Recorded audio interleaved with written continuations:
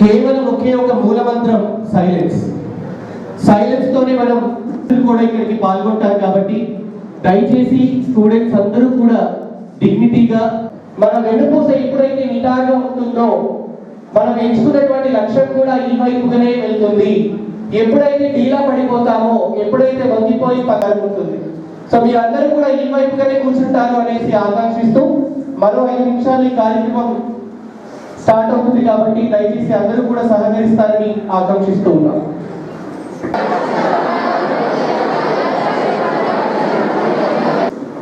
అలాంటి జవాన్లందరినీ కూడా కేవలం చనిపోయినటువంటి రోజు మాత్రమే భారతదేశంలో ఉన్నటువంటి యువతగా మీరు మేము కేవలం ఆ ఒక్క రోజుని సోషల్ మీడియాలో చక్కర్లు కొట్టించి ఈ రోజుకి చాలే అని కాకుండా మీకోసం మేమున్నామన్న ధైర్యాన్ని ఈ రోజు ఆ జవాన్లకు మనం కల్పించినట్లయితే, ఆ జవాన్లకు మనం సైతం దేశం కోసం నిలబడినట్లయితే శత్రు దేశాన్ని ఎదుర్కోవడానికి మన జవాన్లు ఎప్పుడు కూడా సిద్ధంగా ఉంటారు. మనం నిన్న రాత్రి అంతా కూడా హాయిగా నిద్రపోయామంటే వాళ్ళ కంటి మీద కురుకు లేకుండా దేశ రక్షణలో వాళ్ళు నిలబడ్డారు. కాబట్టి మనం ప్రతిరోజు కూడా హాయిగా నిద్రపోగలుగుతున్నాం. మరి అలాంటి జవాన్లకు ఈరోజు మనం ఎందుకు దేశం కోసం నిలబడలేకపోతున్నాం? మనం ఎందుకు ఆర్మీ జవాన్ల కోసం వాళ్ళ కోసం పనిచేయలేకపోతున్నాం? మరి బ్లాక్ డేకి సంబంధించి ఈరోజు మన దేశ ఐక్యత భిన్నత్వంలో ఏకత్వం భారతదేశం అనే నినాదాన్ని ప్రపంచ దేశాలకు మన ఐక్యతను చాటే విధంగా మరి ఫిబ్రవరి 14 బ్లాక్ డే ఎవరికి వాళ్ళే ఏర్పాటు చేసుకున్నటువంటిది ఈ బ్లాక్ డే. దానికి సంబంధించి ఈరోజు ఇక్కడ అమరులైనటువంటి జవాన్లందరికీ కూడా నివాళులు అర్పించేటువంటి కార్యక్రమాలు మనం ఏర్పాటు చేసుకున్నాం. దానికి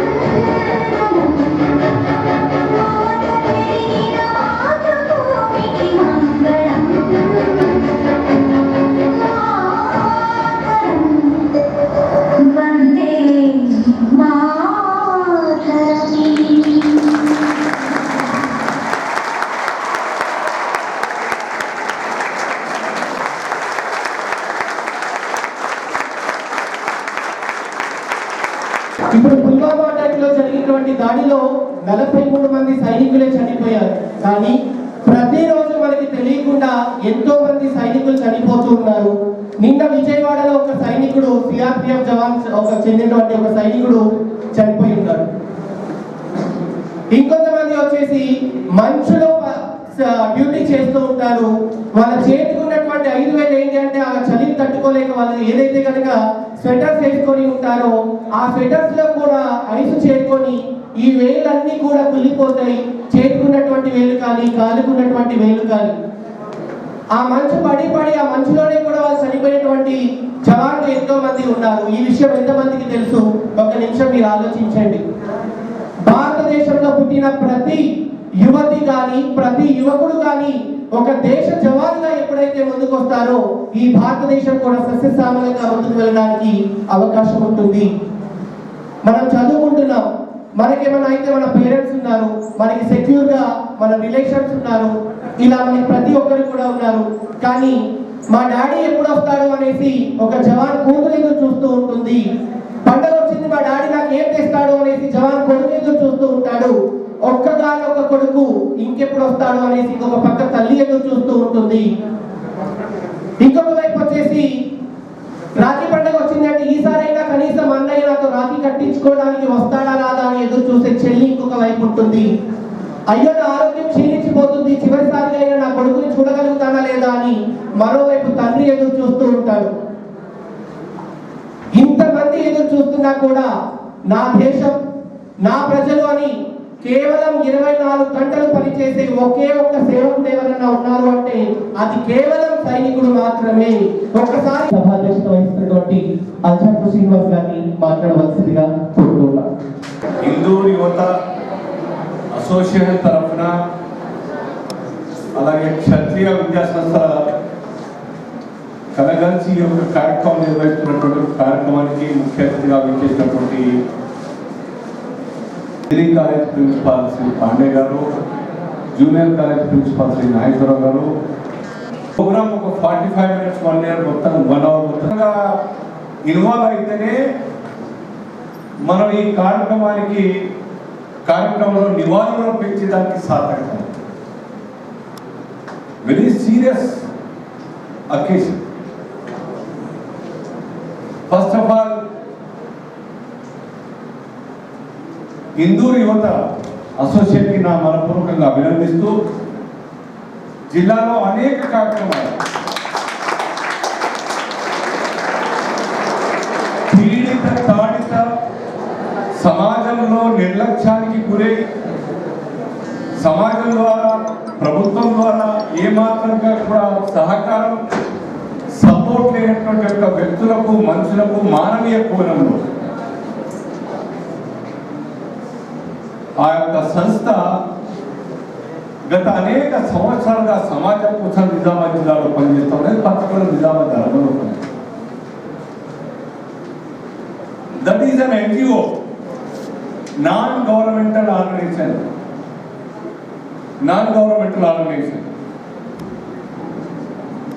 నేను కూడా మీకు చాలా మందికి చెప్తా ఉంటాను, కార్యక్రమాలు విషయం చెప్తా ఉంటాను. కేవలం చదువు, మార్కులు, తర్వాత ఉద్యోగం, తర్వాత కుటుంబం మాత్రమే మన జీవితం కాదు.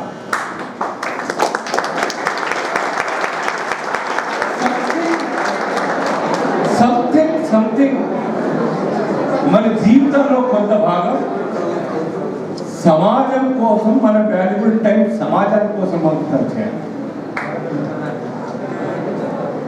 అయితేనే ఎవరు మాట్లాడకండి, అయితేనే మన జీవితానికి అర్థం పరమార్థం ఉంటుంది. ఇవాళ 14th February అనగానే కొంత యూత్కి ఏదో ఒక ఆలోచన వస్తుంది, ఏదో ఒక చర్చలు. అది మన సంస్కృతి కాదు. గూగుల్ నొక్కండి, ఎందుకు వచ్చినా అదే.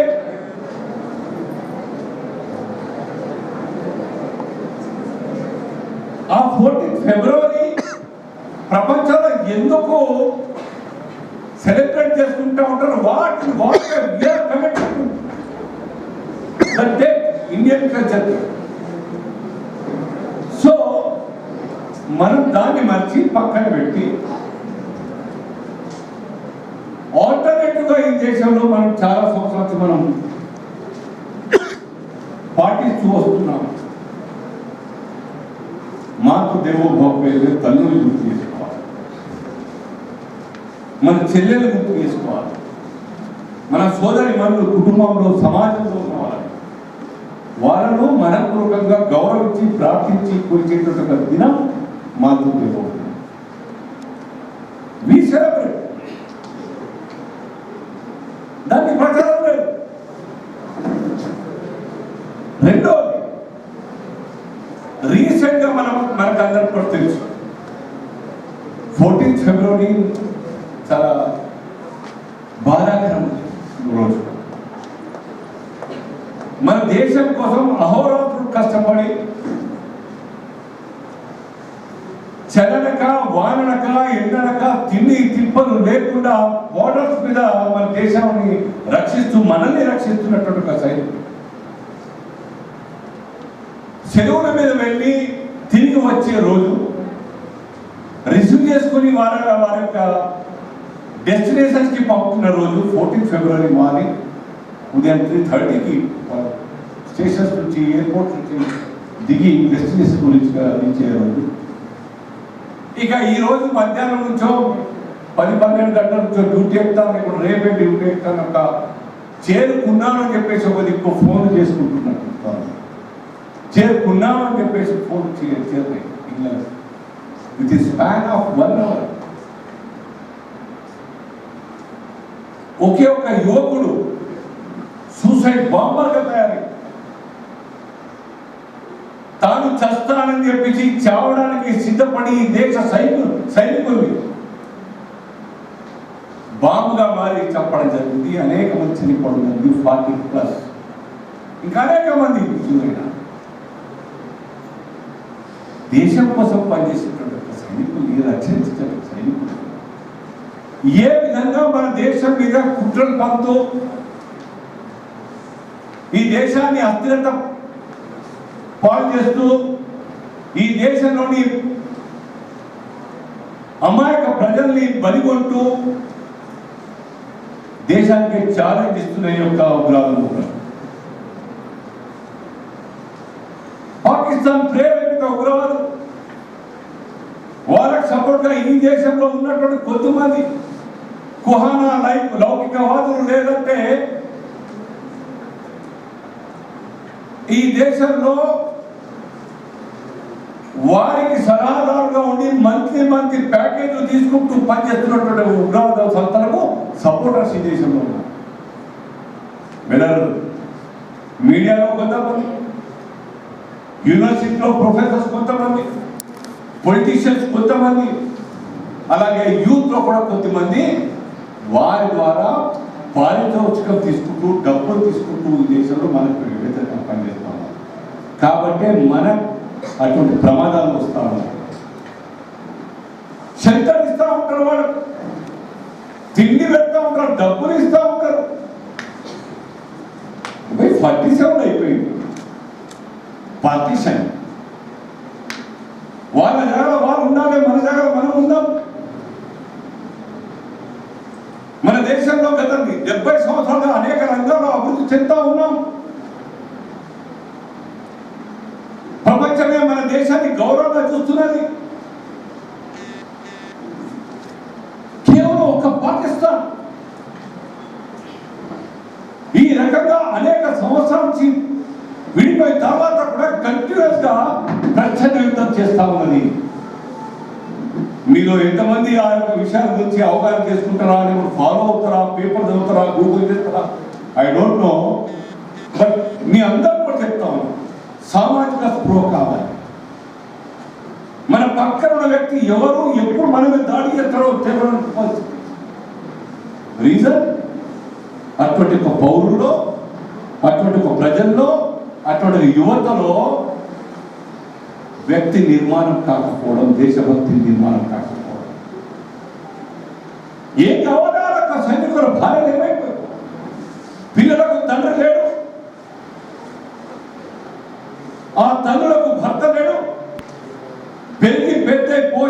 అని ఆశిస్తున్న తరుణంలో తల్లిదండ్రుల కొడుకులు లేడు, నుదుట బొట్టు ఎవరు పోషించాలి? ఇటువంటి పరిస్థితి మన దేశం నాట్ ఓన్లీ పుల్వామా, అనేక సంవత్సరాలుగా జరుగుతూ వచ్చింది. బాంబే బ్లాస్ట్ చూస్తాం, సాయిబాబా టెంపుల్లో చూస్తాం, లేకుంటే గోకుల్ చాట్లో చూస్తాం. మనం వాళ్ళకి ఏమి రాదు, వాళ్ళు సస్తారని తెలుసు. కానీ ఈ దేశంలో అస్తిత్వ పాస్ చేయాలి. కారణం డబ్బు, లేదా కొంతమంది మతోన్మాదులు, సైకిక తయారైన మతోన్మాదులు, whether they may be Hindus or they may be any other community religion. ఈ రకంగా ఈ దేశంలో 130 కోట్ల జనాభా ఏ కొద్ది మంది ఉన్నా కానీ అటువంటి డిస్టర్బ్ చేయడం పెద్ద విషయం కాదు. కాబట్టి ఈ యొక్క హిందూ యువత లాంటి ఆర్గనైజేషన్స్ ఇంకా చాలా పుట్టుకు రావాల్సిన, దేశభక్తి నిర్మాణం, ఆలోచన నిర్మాణం చేయాల్సిన అవసరం లేదు. విద్యాసంస్థలో ఇటువంటి అప్పుడప్పుడు గ్యాప్స్లో అప్పుడప్పుడు ఈ విషయాలు మనం చర్చించుకోవాల్సిన అవసరం. Why should be work for society? ఈ నేషనాలిటీ భావన, జాతీయ భావన మనం ఎందుకు పెంచుకోవాలి? నా కుటుంబం నేను సంపాదించుకుంటే చాలు కదా అని చెప్పేసి అనుకుంటే సరిపోతుందా? మనం హాయ్ వ్యక్తి డిస్టర్బ్ చేయాలన్నప్పటికీ నో టైం ఆయన మనం డిస్టర్బ్. ఈ రకంగా యువత పెడదారి పడుతున్నటువంటి సమాజంలో మనం మనవంతు బాధ్యతగా, రెస్పాన్సిబుల్ సిటిజన్స్గా, విద్యార్థులుగా మనం కూడా ఆలోచించాల్సి. మీరు చూడండి, ప్రపంచంలో ఇంతకన్నా శాంతియుతమైన దేశం ఉందా? ఒక్కసారి ఆలోచించండి. పాకిస్తాన్, ఆఫ్ఘనిస్తాన్ మొన్న కొట్టాడుతున్నాయి, ఇరాన్ ఇరాక్ యుద్ధం చేసుకున్నాయి, సిరియా, లెబనాన్, పాలస్తీనా, ఇజ్రాయిల్, ఎప్పుడు యుద్ధాలే. కొందరు మతం కోసం అయితే, కొందరు ఆస్తుల కోసం, సంపత్తి కోసం, ఏరియా సామ్రాజ్యం కోసం. కేవలం శాంతియుతంగా భిన్న మతాలు ఉన్నటువంటి ఒక భారతదేశంలో అనేక కులాలు, అనేక మతాలు, అనేక రకాల జీవన శైలి ఈ దేశంలో ఉన్నటువంటి 130-140 కోట్ల జనాభా, ఫిర్మీ మనమంతా కూడా శాంతియుతంగా ఉండేటువంటి పరిస్థితి, వాతావరణం కేవలం భారత్లోనే ఉంది. చదువుకోవద్దు, టీనేజ్ దాటిన తర్వాత ఇంట్లోకి బయటికి రావద్దు, సెల్ ఫోన్ వాడద్దు, ఇదా ఎటువద్దు ఈ సమాజం. కేవలం భారత్ మాత్రమే అందరి యొక్క మనోభావాలను అర్థం చేసుకొని, అందరి యొక్క బిలీఫ్ని అర్థం చేసుకొని, సర్వే జన సుఖినో భవంతు ఆలోచనతో ముందు. కాబట్టి విశ్వగురువుగా మనం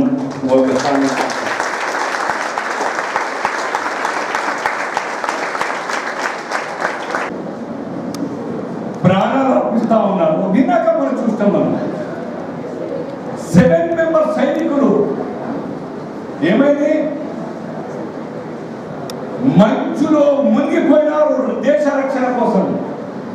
మంచులో మునిగిపోయినారు, ప్రాణాలు పోయినా, డ్యూటీ తప్పదు. అరే ఈ మంచులో ఎంతసేపు ఉంటాం సార్, మేము ఉంటాం, ఈ ఉద్యోగంతో నువ్వద్దని చెప్పేసి వదిలేసి వచ్చినారు వాళ్ళు.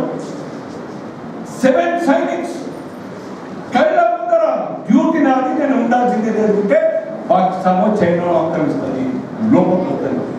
తీర్చి కూడాను ఆ బార్డర్స్ మీద మంచులో మునిగిపోయి సమాధి కాపాడు. మీరు చూడండి, గూగుల్ కొట్టండి, 3 days బ్యాక్ అనుకుంటా. ఐ థింక్ వాళ్ళకి ఏమవుతున్నారు, బంగారు కట్టుకుంటారా? లేదంటే ఇక్కడ వాళ్ళ బంగారు కట్టిస్తుందా సర్కార్? కానీ ఇక్కడైతే ఎవరైనా మామూలు గవర్నమెంట్ ఎంప్లాయీకి ఎంత జీతం ఇస్తారో అంత జీతం మాత్రమే వస్తుంది. ఇక్కడ చనిపోయే, డ్యూటీలో చనిపోయిన గవర్నమెంట్ ఎంప్లాయీకి ఎంతైతే కాంపెన్సేషన్ వస్తుందో, ఏవైతే బెనిఫిట్స్ వస్తాయో వాళ్ళకు కూడా అంత మాత్రమే వస్తాయి,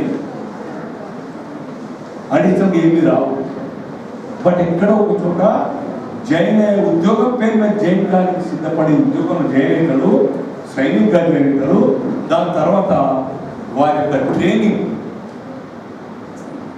నిరంతరం దేశం గురించి ఆలోచించడం, చర్చించడం, వినడం, మోటివేట్ కావడం కాకుండా చనిపోతాం తెలుసుకోవడము ఆ బార్డర్స్తో అటువంటి మంచులో ముగిసిపోతాను. వాళ్ళు ఫైట్ చేస్తున్నారు. ఆ యొక్క ఉగ్రవాద మూకలు టెంట్లు ఉన్నాయో, వాళ్ళ యొక్క క్యాంపులు ఉన్నాయో, స్ట్రెయిట్ గా వెళ్ళి అటాక్ చేసి తిరిగి వచ్చి ఫోన్ చేసి చెప్పడం జరిగింది పాకిస్తాన్ ప్రైమ్ మినిస్టర్, మేము అటాక్ చేస్తాం, మీ యొక్క పాకిస్తాన్ యొక్క ఉగ్రముఖల మీద క్యాంప్ మీద అటాక్ చేస్తాం, ఎంచుకొని మీరు ఎంతమంది చనిపోయి లెక్క పెట్టుకొని చెప్పిందాక మనకు తెలియదు.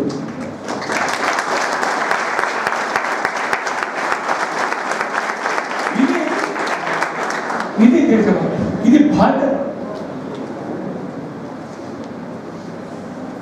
కాబట్టి పాకిస్తాన్ భయపడతా ఉంటుంది.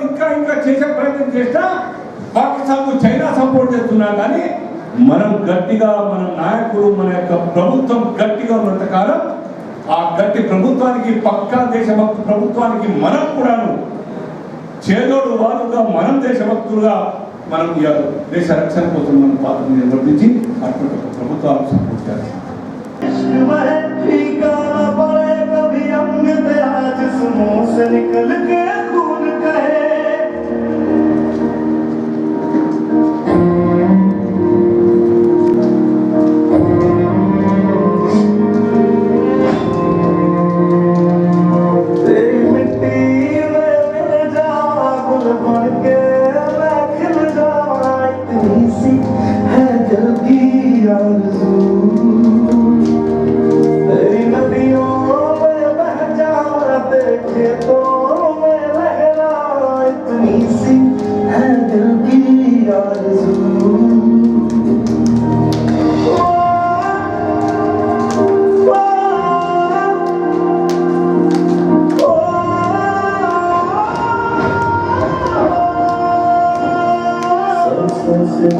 कल्याण में जहाँ झूम के भंगड़ा पा न सका, आबाद रहे वो गाँव मेरा जहाँ लौट के वापस जा न सका।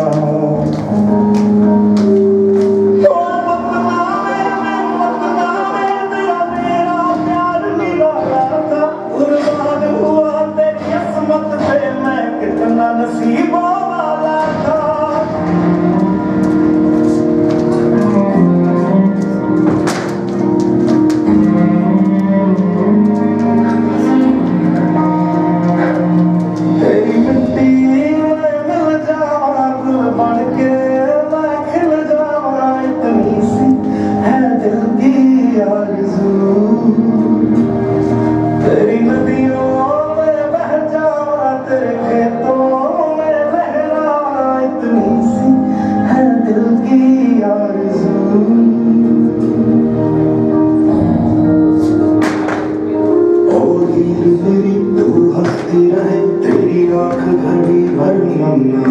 मैं मरता था जिस्म खड़े पे, कभी उसका उजाला कम ना हो।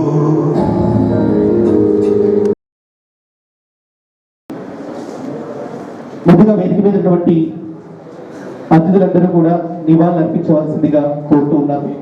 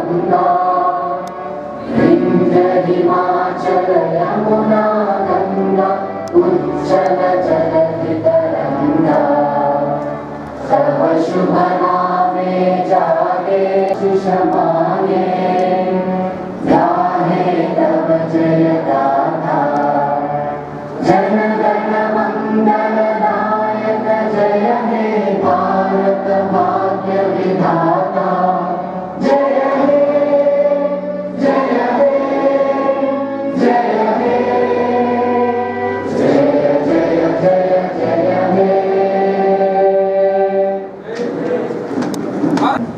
Very good afternoon.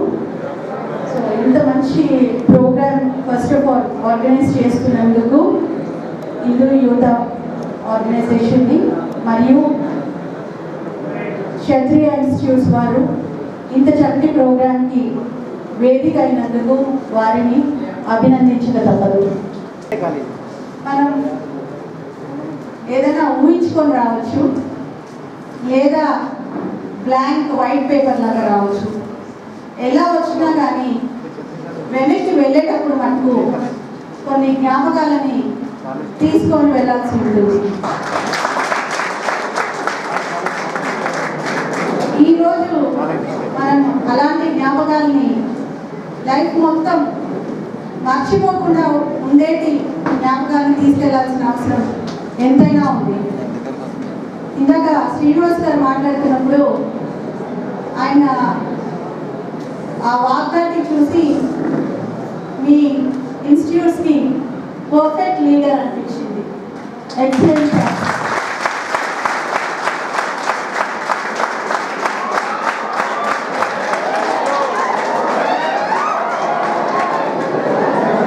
ఈ పుల్వామా అటాక్ గురించి మనం మాట్లాడుకోవాల్సి వస్తే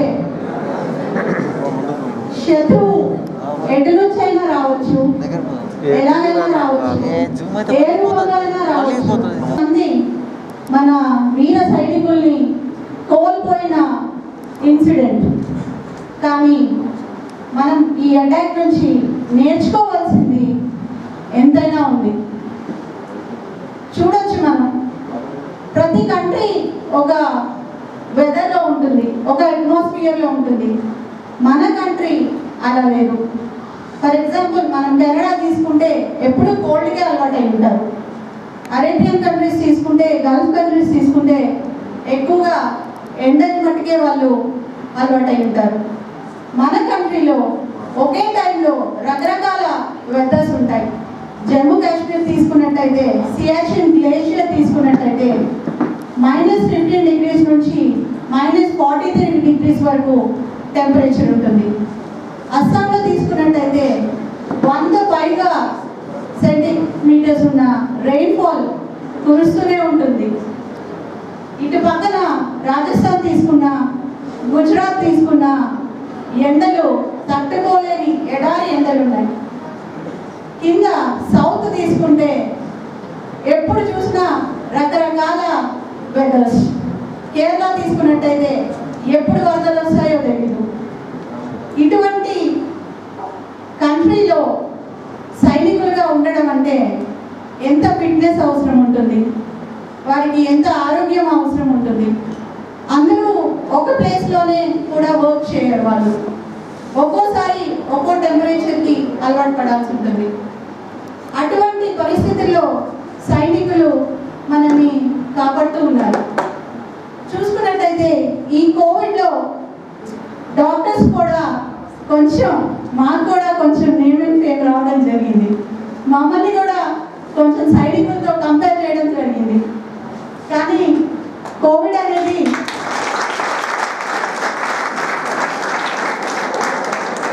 ఒక 2-3 సంవత్సరాలు ఉంటుంది. ఆ 2-3 సంవత్సరాలు మేము చేసిన వర్క్కే ఎంతో గ్రాటిట్యూడ్ ఎంతో మంది చూపించారు. చాలా అలా చూసుకున్నట్టయితే మరి యావత్ భారతదేశాన్ని 130 కోట్ల జనాభాని 24 గంటలు కంటి మీద కునుకు లేకుండా కాపాడుతున్న సైనికుల రుణం మనం ఏమిచ్చి తీర్చుకోగలం?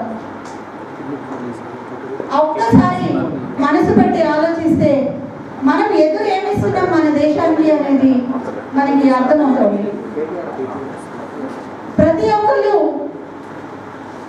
ఈ జనరేషన్లో ఏమైనా మాట్లాడుతున్నప్పుడు దేశం మనకి ఏమిచ్చింది, భారతదేశంలో ఉంటే మనకి ఏం లాభం అవుతుంది, సో మనం ఏం డెవలప్ అవుతాం, ఇంతేనా అనే నెగటివ్ మాటలు చూడడం చాలా ఫ్రీక్వెంట్గా చూస్తూ ఉన్నాం.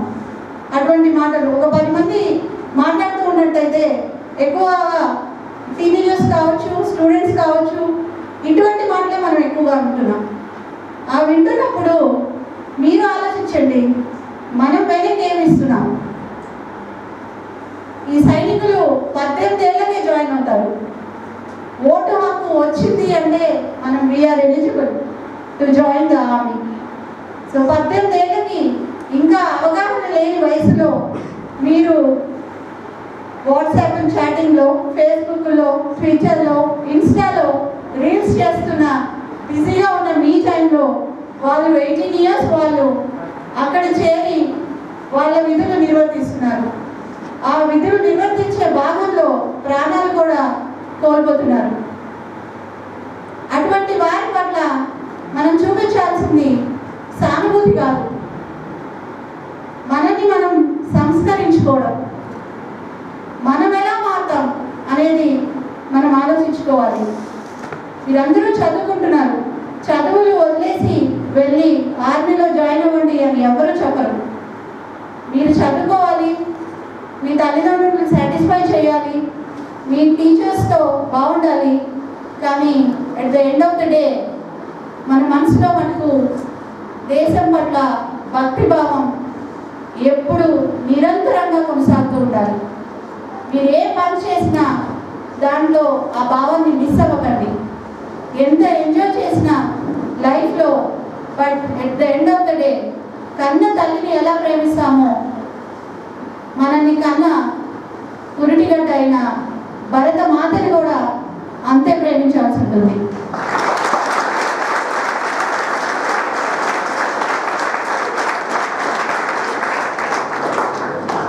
మీరు అడగచ్చు, ప్రతి ఒక్కరికి బోర్డర్లో సర్వ్ చేసే అవకాశాలు రాకపోవచ్చు, ప్రతి ఒక్కరికి తిరిగి ఇవ్వాలని అనిపించకపోవచ్చు.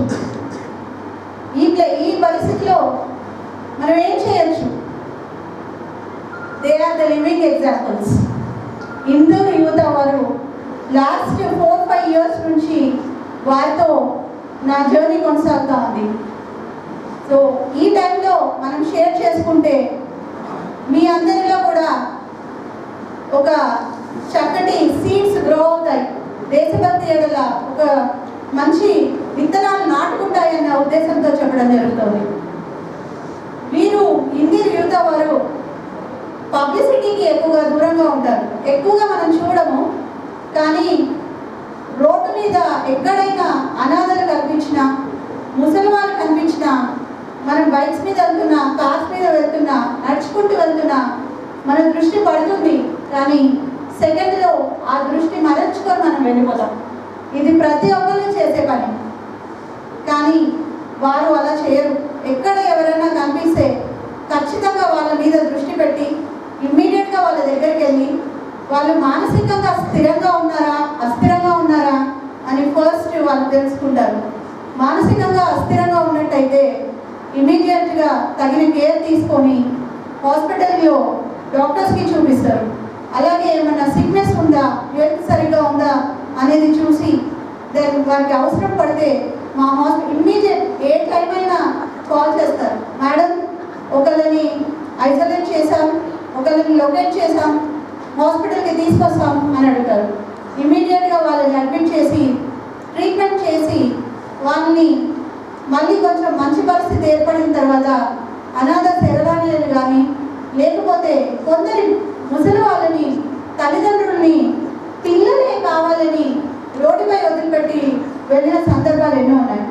అటువంటి తల్లిదండ్రుల్ని మళ్ళీ ఆ పిల్లల్ని కౌన్సిలింగ్ చేసి వారి దగ్గరికి చేర్చడం అనేది ఒక మహోత్సవం.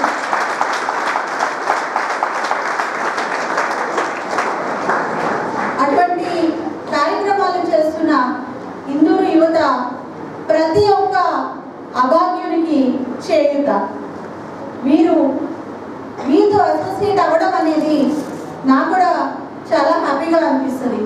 ఎందుకంటే మా డ్యూటీస్లో మీకు చెప్పినట్టు దేశభక్తి మనసులో రన్ అవుతున్నా, పేదవారి ప్రజలకి సేవ చేస్తున్నా, డైరెక్ట్గా ఏం చేయలేకపోతున్నాం అనే బాధ ప్రతి ఒక్కరిలో ఉంటుంది. ఆ బాధలు అప్పుడప్పుడు మాకు కలిగినా కానీ ఇటువంటి కార్యక్రమాలు వాళ్ళు చేస్తున్నప్పుడు వారిలో భాగమవడం వలన మాకు చాలా అంటే మాకు కూడా ఒక పర్సనల్ సాటిస్ఫాక్షన్. నేను ఒక చిన్న ఎగ్జాంపుల్ షేర్ చేసుకోదలుచుకున్నాను. మనీ ఒకవైపు పర్సనల్ సాటిస్ఫాక్షన్, రెండింటిని కనుక మనం అసెస్ చేసినట్టయితే ఆల్వేస్ ఒక మనిషికి చేస్తున్న సహాయం, వారి నుంచి వస్తున్న దీవెనలు, మనకు కలుగుతున్న మానసిక సంతృప్తి ఎన్నో రెట్లు ఎక్కువ డబ్బు కంటే. అంటే మీరు ఇంకా ఆ స్టేజ్కి రాలేదు కాబట్టి అది ఎక్స్పీరియన్స్ చేసిన నేను చెప్తున్నాను. ఆల్మోస్ట్ గవర్నమెంట్ ఉన్నా కానీ ప్రాక్టీస్ కూడా చాలా హెవీగా ప్రాక్టీస్ చేసి చాలా మనీ ఇష్యూలో ఎటువంటి లోటు లేకుండా ఉండే పరిస్థితిలో కోవిడ్ వచ్చినప్పుడు ప్రాక్టీస్ వదిలిపెట్టి 100% గవర్నమెంట్ హాస్పిటల్కి డెడికేట్ చేయడం జరిగింది. కానీ ఈ 15 సంవత్సరాల సర్వీస్లో సాటిస్ఫాక్షన్ వచ్చిన 2 సంవత్సరాలు ఈ కోవిడ్ సంవత్సరాలు.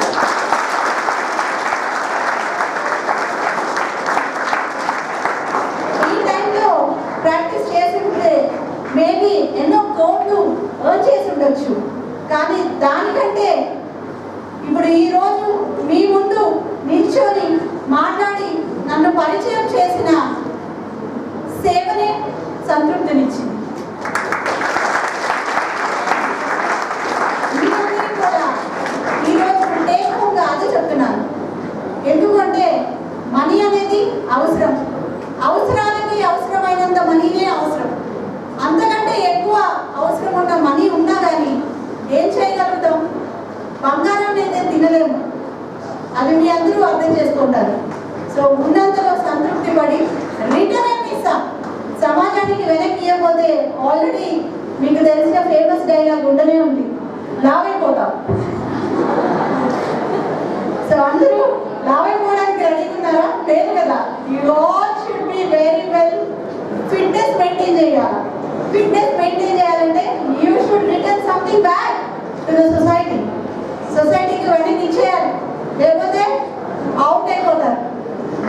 నో ఫిట్నెస్ పోయినా అలా ఉండకుండా just mentally and physically you be fit yourself. Dedication, discipline, dynamism, these 3 are the characters of students. అంతేనా? మరి డైనమిజం కనిపించట్లేదు, కామ్గా ఉన్నారు. సో డైనమిక్గా ఉండండి. At the same time discipline maintain చేయండి అండ్ డెడికేషన్ అనేది చూపించాలి. మీరు ఏ పని చేసినా, ఎందులో సెటిల్ అయినా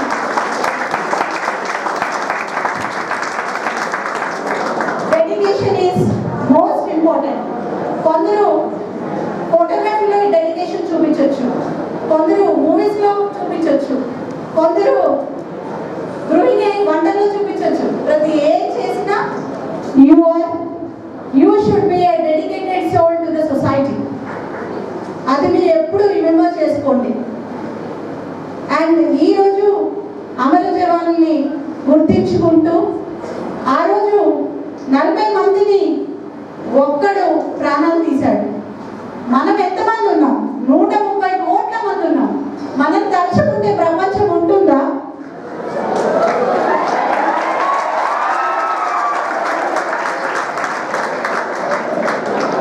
మీరు వేసుకోండి.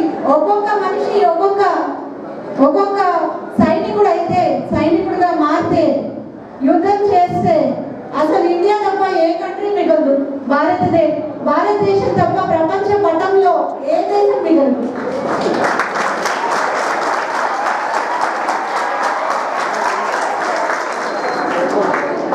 మనకి కానీ మన దేశం కొన్ని సంప్రదాయాలు, కొంచెం సంస్కృతి నేర్పించింది. దాంట్లో భాగంగా మనం శాంతి అనే దాన్ని మనం ఎక్కువగా పాటించడం మూలంగా మనము చేతకాని వారిగా ప్రపంచం అనుకుంటుంది.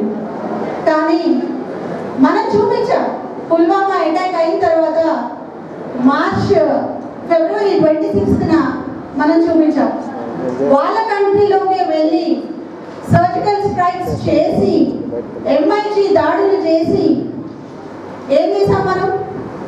బాలాకోట్ మొత్తం నాశనం చేశాం. బాలాకోట్ ఈస్ స్థావరం. ఎవరి స్థావరం? జైషే మహమ్మద్ స్థావరం, ఈ ఉగ్రవాదుల స్థావరం. అటువంటి స్థావరాలని నాశనం చేసి లెక్కలేనన్ని గుట్టలు గుట్టలు శవాలు. ఆ లెక్క మనం ఇంకా బయటకు కూడా చెప్పలేం. వాళ్ళు 40 మందిని చేస్తే మనం 100ల్లో చేసాం, 1000ల్లో చేసాం. అది పాకిస్తానే యాక్సెప్ట్ చేసిన, దాయాది దేశం యాక్సెప్ట్ చేసిన ఫిగరే దరిదాపులు 400, అంటే 10 రెట్లు. సో ఇండియా తలుచుకుంటే చేయలేనిది లేదు. భారత్ తలుచుకుంటే ముందుకు వెళ్ళలేకుండా లేదు. మనం ఏ రంగంలో తేనా కానీ, సాంకేతిక రంగం కావచ్చు, లేకపోతే రాజకీయ రంగం కావచ్చు, డెవలప్మెంట్ కావచ్చు, ప్రతి రంగంలో కూడా మనం ముందుగానే ఉన్నాం. మీకు తెలియదు కాదు, నిన్న మొన్న కోవిడ్ వచ్చినప్పుడు 1 మార్చ్ 2021లో కోవిడ్ వచ్చినప్పుడు మన జనాభాని చూసి అందరూ ప్రపంచ దేశాలు, the so called developed countries ఏమన్నాయి?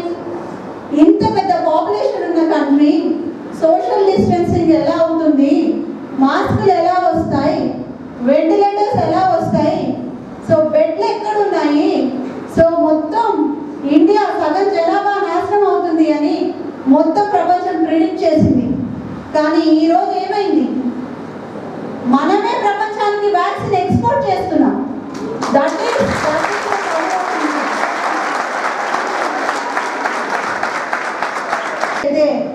ఇంతకు కోవిడ్కి ముందు, కోవిడ్ తర్వాత. కోవిడ్కి ముందు మనకి ICU కూడా ప్రాపర్గా ఎస్టాబ్లిష్మెంట్ లేదు. ఒక 10 ఆక్సిజన్ బెడ్స్ కూడా సరిగ్గా లేవు. మనం తలుచుకుంటే ఏం చేయగలం? గవర్నమెంట్ తలుచుకుంటే ఏం చేయగలదు? మొత్తం 641 ఆక్సిజన్ బెడ్స్ని ఒక సంవత్సరంలో చేయగలిగాం. 118 వెంటిలేటర్స్ వచ్చాయి మనకి. ఒక్క 10 వెంటిలేటర్లు కూడా లేని పరిస్థితి నుంచి ఒక మారుమూల ఇందూరులో ఉన్న ఒక ఆసుపత్రికే ఇన్ని 118 వెంటిలేటర్స్ వస్తే మొత్తం ఇంకా ఎన్ని ఇచ్చుంటారు? గవర్నమెంట్ ఎన్ని ఇచ్చుంటుంది? ఎంత డెవలప్ చేసింది, ఎంత ఇన్ఫ్రాస్ట్రక్చర్ డెవలప్ చేశాం, ఎన్ని ప్రాణాన్ని కాపాడగలిగాం. దట్స్ వాట్ ఇండియా అనుకుంటే చేయలేది లేదు. ఇండియా అంటే మనమే. దేశం అంటే మట్టి కాదు, దేశం అంటే మనుషులు. మనమే, మన మనుషులమే. మనం అనుకుంటే చేయలేది లేదు. సో ప్రతి ఒక్కళ్ళు ఈరోజు మీ మనసులో తీర్మానించుకోండి, దేశానికి మనం ఏదో ఒకటి చేయాలి. ఈ అమర జీవనులకి మనం ఓన్లీ నివాళి కాదు అర్పించేది, మనం మనలో వచ్చిన మార్పే నిజమైన నివాళి.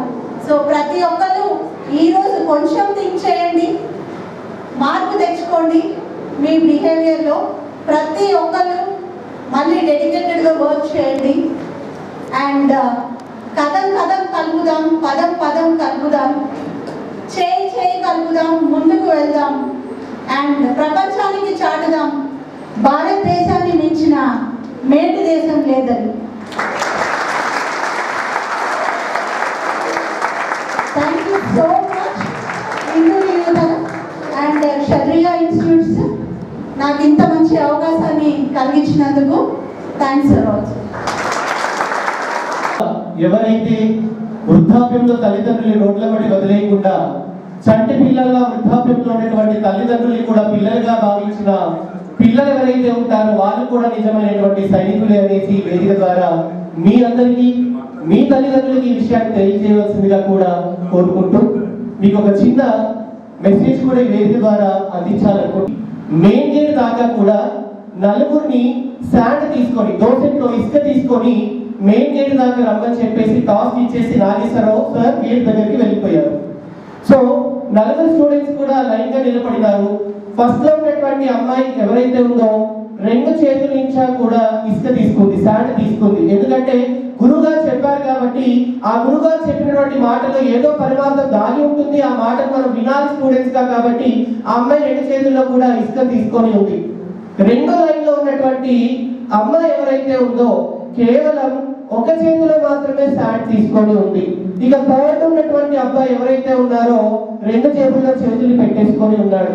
ఇక ఫోర్త్ లైన్ లో ఉన్నటువంటి అబ్బాయి ఎవరైతే ఉన్నారో సో టాస్క్ ఇచ్చేసి సార్ అయితే వెళ్ళిపోయారు కదా, సో సార్ చూస్తారా అక్కడికి వెళ్ళిపోయిన తర్వాత చూద్దాంలే అని రెండు చేతులు ఎంటీగానే వెళ్ళిపోయారు. ఎప్పుడైతే ఈ టాస్క్ తీసుకున్నటువంటి నలుగురు స్టూడెంట్స్ కూడా మెయిన్ గేట్ దాకా వెళ్ళారో ఆ ఫస్ట్ చేతిలో ఉన్నటువంటి ఆ అమ్మాయి ఎవరైతే శాండ్ తీసుకొని వెళ్ళిందో గేట్ దాకా కూడా ఆ అమ్మాయి చేతిలో ఉన్నటువంటి ఇసుక అంతా కూడా బంగారం అయిపోయింది. సెకండ్ లైన్ లో ఉన్నటువంటి అమ్మాయి ఒక చేతిలో మాత్రమే ఎవరైతే ఇసుక తీసుకొని వెళ్ళిందో ఆ ఒక చేతిలో ఉన్నటువంటి ఇసుక మాత్రమే బంగారం అయింది. ఎప్పుడైతే గురువులు చెప్పినటువంటి విషయాన్ని అనుసరిస్తారో వాళ్ళ జీవితం కూడా ఇసుకలాగానే బంగారమై అవడానికి ఆస్కారం ఉంటుంది. ఎప్పుడైతే మన తల్లిదండ్రులు చెప్పినటువంటి మాటలు మనం వింటామో శ్రద్ధగా ఆ ఇసుకలాగానే మన అందరి జీవితాలు కూడా బంగారమయం అవుతాయనేసి ఈ సందర్భంగా ఇక్కడ ఉన్నటువంటి విద్యార్థులందరికీ కూడా తెలియజేస్తూ, అందరూ మొబైల్స్ వాడతాం. ఎంతమంది వాడతారంటే ఇక్కడ ఒక్కసారి రేస్ ఫర్ హ్యాండ్స్. ఇంటికి వెళ్ళిన తర్వాత మేము పోలీస్ పర్మిషన్ ద్వారా తీసుకొని వాళ్ళకి దహన సంస్కరణలు ఇందూరు యువత అసోసియేషన్ చేస్తూ ఉంది. అలాగే రోడ్ల మీద ఎవరైతే కదలేని దౌర్భాగ్య స్థితిలో కొట్టుమిట్టాడుతూ ఉంటారో డైరెక్ట్ గా వాళ్ళ దగ్గరికి వెళ్ళి మేమే వాళ్ళకి స్నానాలు చేయించి కటింగ్ చేయించి వాళ్ళందరినీ నీట్ గా కూడా తయారు చేయడం జరుగుతుంది. మెంటల్లీ ఛాలెంజ్డ్ పర్సన్స్ ఎవరైతే ఉంటారో మతి స్థిమితాన్ని కోల్పోయి కనీసం ఒంటి మీద బట్టలు ఉన్నాయో లేవో కూడా పాపం వాళ్ళకి తెలియదు, రోడ్ల మీద తిరుగుతానే ఉంటారు. మేము ఒక్కొక్క టైం వాళ్ళ దగ్గరికి వెళ్ళేటప్పుడు వాళ్ళు రాళ్ళకు అటాక్ చేస్తారు, హ్యాండ్ టచ్ చేసామంటే కొరికేస్తారు, ముఖం మీద చూస్తూ ఉంటారు. సలాని వాళ్ళని వదిలేయలేం కదా. మన సమాజంలో మనుషులుగా ఏ విధంగా అయితే తిరుగాడుతున్నామో వాళ్ళని కూడా మనుషులుగా తయారు చేస్తుంది ఇందూరు యువత అసోసియేషన్. కాబట్టి ఇక్కడ ఉన్నటువంటి విద్యార్థులందరూ కూడా సమాజం పట్ల బాధ్యతగా, సమాజంలో యువతగా మనం ఉన్నాము, దేశ భవిష్యత్ మన భుజాల మీద ఆధారపడి ఉంది. కాబట్టి మీరందరూ కూడా సామాజిక స్పృహతో ముందుకు వెళ్ళాలి అనేసి మొబైల్ వాడే టైంలో దయచేసి యూట్యూబ్ లో హిందూ యువత అసోసియేషన్ సెర్చ్ చేస్తే మేము చేసేటువంటి కార్యక్రమాలన్నీ కూడా వస్తాయి. దయచేసి ఇక్కడ ఉన్నటువంటి స్టూడెంట్స్ అందరూ అలాగే వేదిక మీద ఉన్నటువంటి అతిథులందరూ అలాగే స్టాఫ్ అందరూ కూడా దయచేసి సబ్స్క్రైబ్ చేయండి. రెగ్యులర్ గా మేము చేసేటువంటి కార్యక్రమాలన్నీ కూడా మీరు చూడటానికి ఆస్కారం ఉంటుంది. మేము అడగగానే ఈ వేదిక అందించినటువంటి కళాశాల యాజమాన్యానికి అలాగే చైర్మన్ గారికి అలాగే సెక్రటరీ గారికి అలాగే ఇలాంటి కార్యక్రమానికి పిలువగానే ఆతిథ్యం వహించినటువంటి డాక్టర్ పద్మరాజు మేడం గారికి అలాగే కార్యక్రమానికి మాకు సహకారం అందించినటువంటి రాజుగౌడ్ గారికి అలాగే ఇక్కడ ఉన్నటువంటి మా స్టూడెంట్స్ అందరికీ కూడా స్పెషల్ థ్యాంక్స్ తెలియజేస్తున్నాము. కౌడన్య పోలీస్ అకాడమీ ద్వారా విద్యార్థులందరూ కూడా శిక్షణ పొందుతూ ఈ రోజు ఈ కార్యక్రమానికి వాళ్ళు కూడా ఇక్కడికి మాతో పాటు రావడం జరిగింది. వాళ్ళందరికీ కూడా ఈ వేదిక ద్వారా స్పెషల్ థ్యాంక్స్ తెలియజేస్తున్నాం.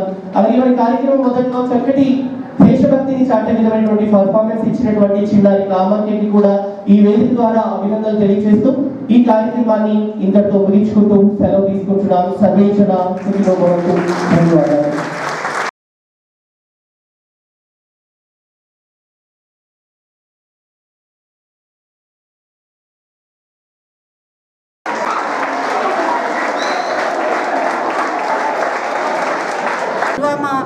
అటాక్ గురించి ప్రతి ఒక్కరికి తెలుసు. దాయాది దేశం మరియు ఉగ్రవాదులు కలిసి మన సైనికుల్ని 40 మందిని పొట్టుకు పెట్టుకోవడం జరిగింది. అది ఈరోజు ఫిబ్రవరి 14న జరగడం, 3:15 జరగడం. దాన్ని ఉద్దేశించి మన క్షత్రియ ఇన్స్టిట్యూట్స్లో ప్రోగ్రామ్ని ఆర్గనైజ్ చేయడం జరిగింది.